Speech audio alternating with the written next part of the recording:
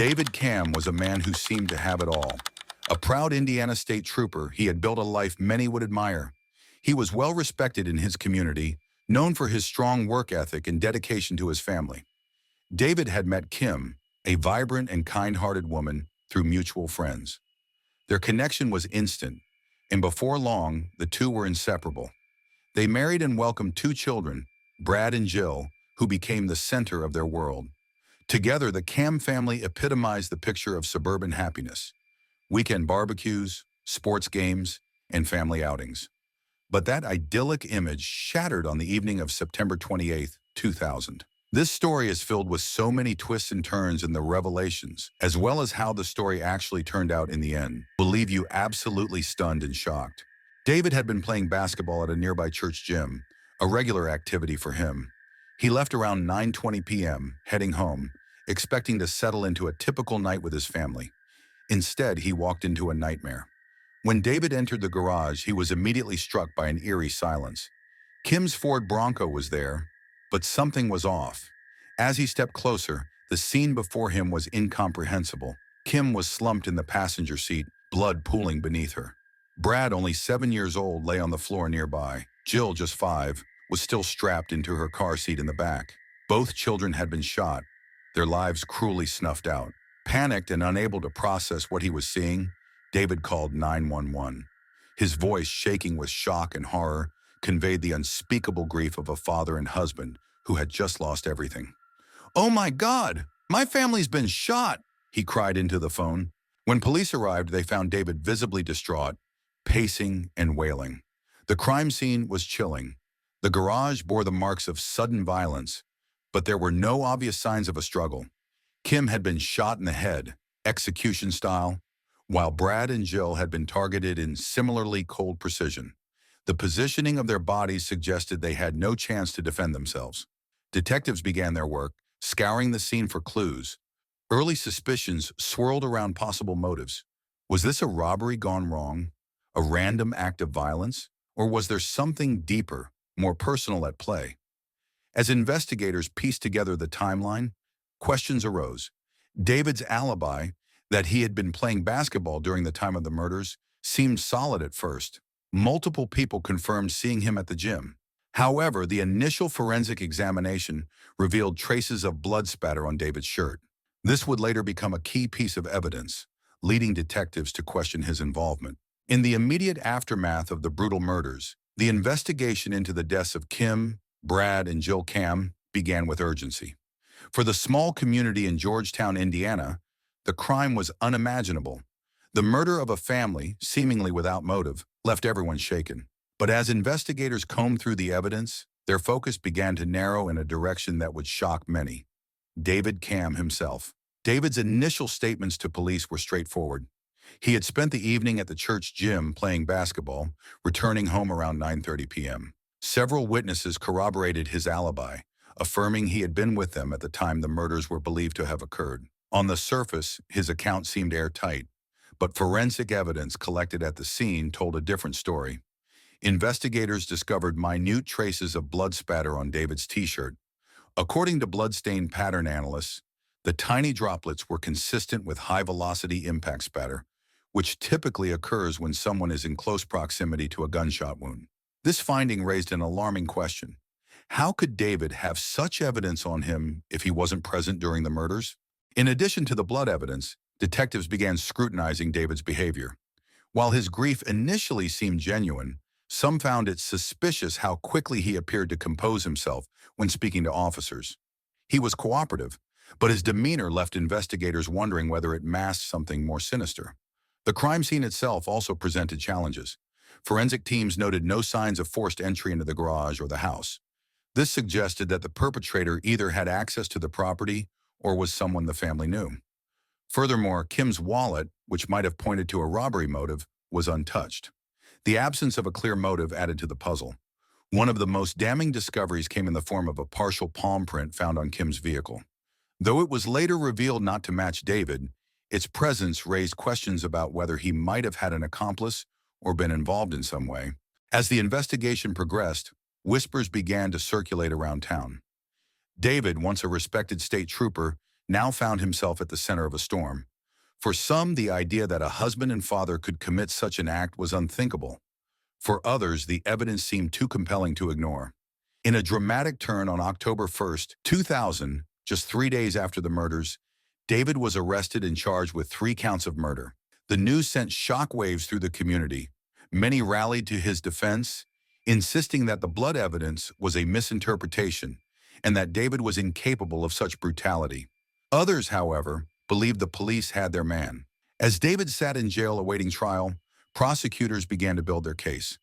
They pointed to the blood spatter as irrefutable proof that David had been present at the time of the killings.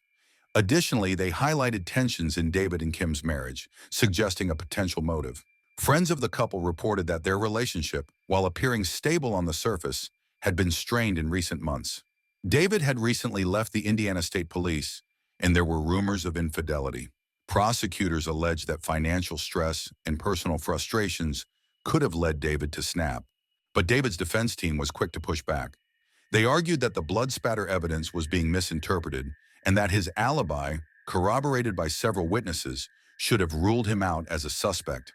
They also emphasized the lack of any direct evidence tying him to the crime, apart from the disputed blood patterns.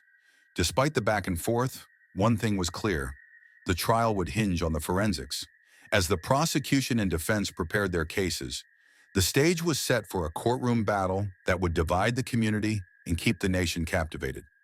David Camm's first trial began in early 2002, and from the outset, it was clear this was no ordinary case.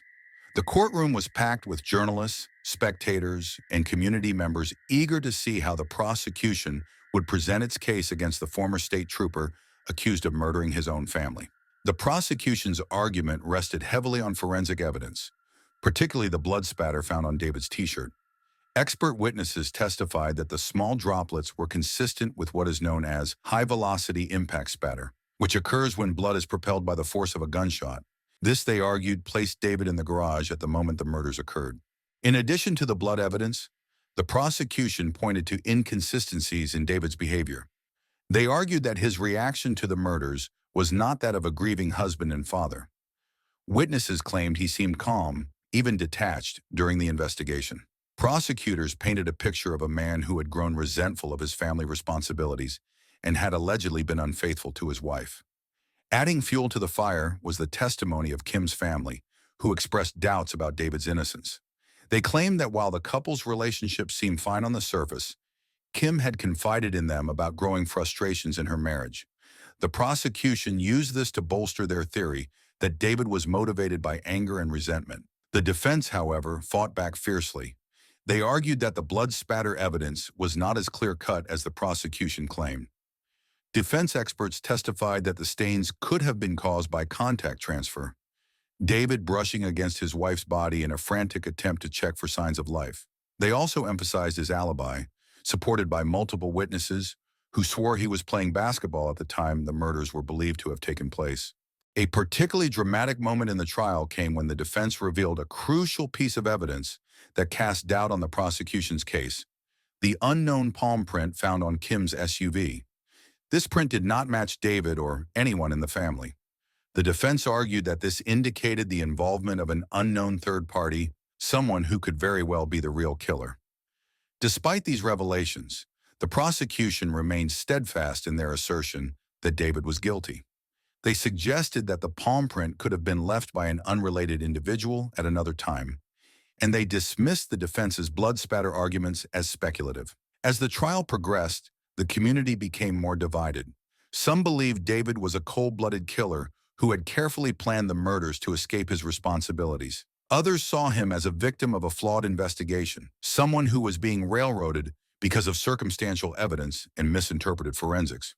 The prosecution remained steadfast in their assertion that David was guilty. The tension reached a fever pitch during closing arguments. The prosecution implored the jury to focus on the blood evidence, calling it the silent witness that proved David's guilt beyond a reasonable doubt. The defense countered with an emotional plea, reminding the jury of David's presumption of innocence and the lack of direct evidence linking him to the crime.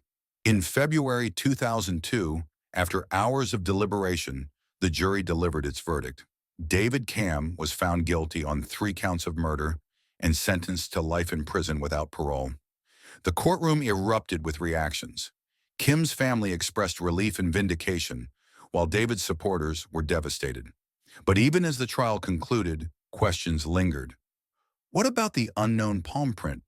Could the blood spatter really be trusted as definitive evidence? For David's defense team, the fight was far from over. Appeals were already in motion, and they were determined to prove that justice had not been served. David Camm's conviction in 2002 didn't bring closure. It only deepened the mystery.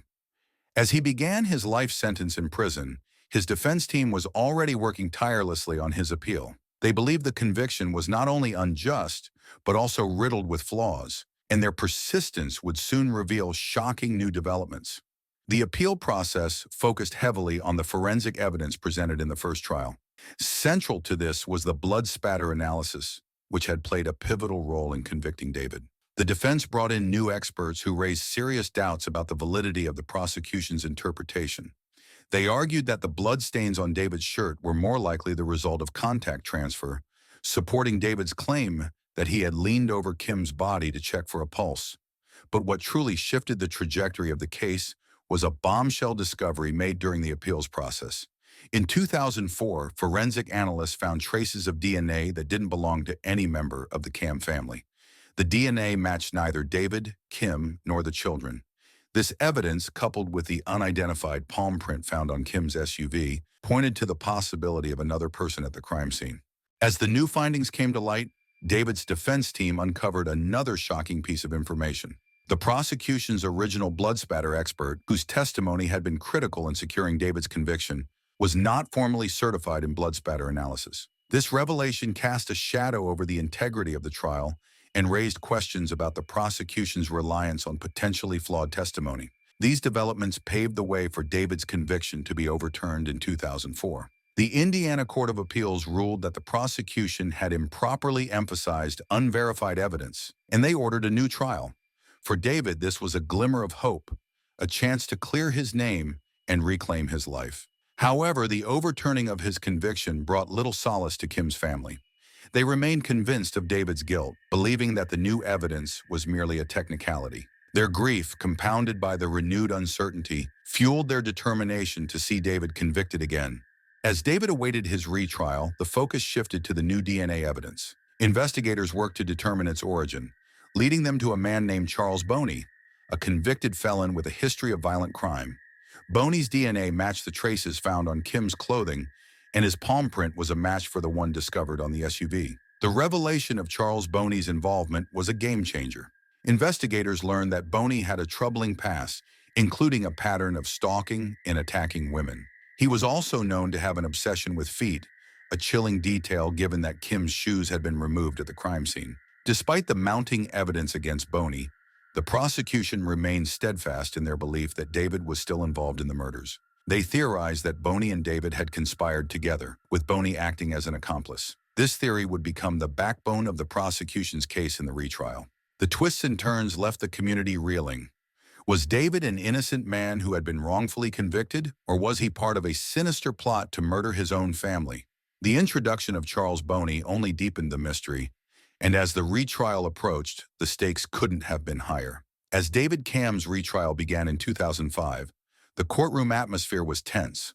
With new evidence on the table and a second chance at justice, the stakes were higher than ever. But this time, the prosecution's narrative was significantly altered. They introduced Charles Boney as a key figure in the crime, and the story they presented shocked everyone. The prosecution now claimed that David and Charles Boney had conspired to murder Kim, Jill, and Brad. They argued that Boney, a convicted felon with a history of violent crimes, had supplied the gun used in the murders and assisted David in carrying out the act. It was a drastic shift from the first trial's narrative, which had focused solely on David as the perpetrator. Charles Boney was brought to the stand, and his testimony was nothing short of sensational. He claimed that he had met David Camm at a basketball court, where David had allegedly approached him for help in acquiring a gun. According to Boney, David had a plan to kill his wife, and Boney was merely a pawn in the scheme. Boney painted himself as a reluctant participant, insisting he had no idea that David intended to murder his entire family. However, Boney's story was riddled with inconsistencies. Investigators found it difficult to believe his version of events, particularly given his criminal history and the forensic evidence that tied him directly to the crime scene. His DNA was found on Kim's clothing, and his palm print matched the one left on her SUV. Most chilling of all, Kim's shoes, found removed at the crime scene, bore evidence of Boney's obsession with feet, a disturbing pattern seen in his prior offenses. David's defense team seized upon these contradictions. They argued that Boney was the true perpetrator, a man with a violent past who had targeted the Camm family for reasons known only to him. They pointed out that David had no prior criminal history and no motive to kill his wife and children. The defense maintained that David's only crime was returning home to find his family slaughtered and being ensnared in a web of circumstantial evidence. As the trial unfolded, the prosecution leaned heavily on the same blood spatter evidence from the first trial. Despite new expert testimony discrediting the initial analysis, the prosecution remained adamant that the stains on David's shirt proved his guilt. They also highlighted David's alleged infidelities, suggesting that his troubled marriage provided the motive for murder. The introduction of Charles Boney added a new layer of complexity to the case, but it also divided public opinion. While some believed that Boney was lying to save himself, others questioned whether David might have truly been involved. The media coverage was relentless, and the case became a nationwide spectacle. Despite the new evidence and arguments presented by the defense, the jury reached a verdict in March 2006. David Camm was found guilty once again and sentenced to life in prison without parole. The verdict was a devastating blow for David and his supporters, who had hoped that the new trial would finally clear his name. However, the conviction didn't bring the closure the community desperately sought. The involvement of Charles Boney raised more questions than answers, and many felt uneasy about the outcome. Was justice truly served, or had the system failed yet again?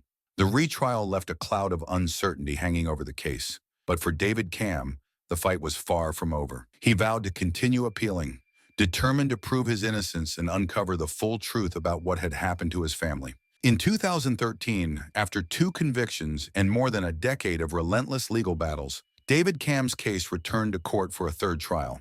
This time, the stakes were higher than ever. David had spent over 13 years in prison for crimes he steadfastly claimed he did not commit. His supporters, bolstered by mounting evidence of his innocence, rallied behind him. Yet the looming question remained: would the truth finally emerge, or would justice elude the Camm family yet again? From the outset, the third trial was different. Key to David's defense was the complete dismantling of the prosecution's reliance on blood spatter evidence, which had been central to both previous convictions. During the earlier trials, investigators had testified that microscopic droplets on David's t-shirt were indicative of high-velocity impact spatter, suggesting he was present during the killings. However, renowned experts now testified that this analysis was deeply flawed. The stains, they argued, were more consistent with transfer patterns caused by David coming into contact with his children's blood while trying to save them. The defense also worked to expose the shaky credibility of Charles Boney. Over the years, Boney's story had shifted multiple times, each version contradicting the other. His history of violent behavior, coupled with the damning forensic evidence tying him to the crime scene, painted a clear picture of his involvement. Boney's DNA on Kim's clothing, his fingerprint on her car, and the chilling connection to her removed shoes pointed to a man with deeply sinister intentions. But the most shocking revelations came when the defense highlighted the complete lack of motive for David to commit such a heinous act. There was no financial gain, no life insurance payout, and no history of violence in his past. On the other hand, Boney had an established history of predatory behavior and a disturbing fetish that aligned with the crime scene details. The prosecution, however, did not back down easily. They once again pointed to David's alleged infidelities and strained marriage as potential motives, but these arguments had lost much of their potency. By now, the public and jury had grown weary of the repeated attempts to paint David as a cold-blooded killer without substantial evidence. Throughout the trial, David maintained his innocence. His testimony was calm and composed, recounting the nightmare of discovering his family's lifeless bodies. His demeanor stood in stark contrast to the erratic and inconsistent statements given by Boney, who struggled to maintain credibility under intense cross-examination. After weeks of testimony and deliberations, the jury returned with a verdict that sent shockwaves through the courtroom. David Camm was found not guilty on all charges. For the first time since 2000, he was a free man. The exoneration was a bittersweet victory. David's innocence was finally recognized, but it could never erase the years he had lost or the unimaginable pain of losing his wife and children. He left the courthouse that day determined to rebuild his life, though the scars of the ordeal would remain forever. The Camm family massacre remains a haunting case, a stark reminder of the complexities of the justice system. For some, David's acquittal brought closure, but for others, the lingering question of why Charles Boney committed such an unspeakable act remains a chilling mystery. This case is a powerful testament to the importance of justice, the resilience of the human spirit, and the pursuit of truth against all odds. What do you think about this story and the twists and turns of the events in it? Do you think David was really innocent? Did Charles Boney act alone? And was he even one who committed the murders? I'd like to know what you think in the comments section below, so please leave your thoughts. Hit the subscribe button and turn on notifications to be notified as we upload new crime stories daily. Thanks for watching and see you in the next video.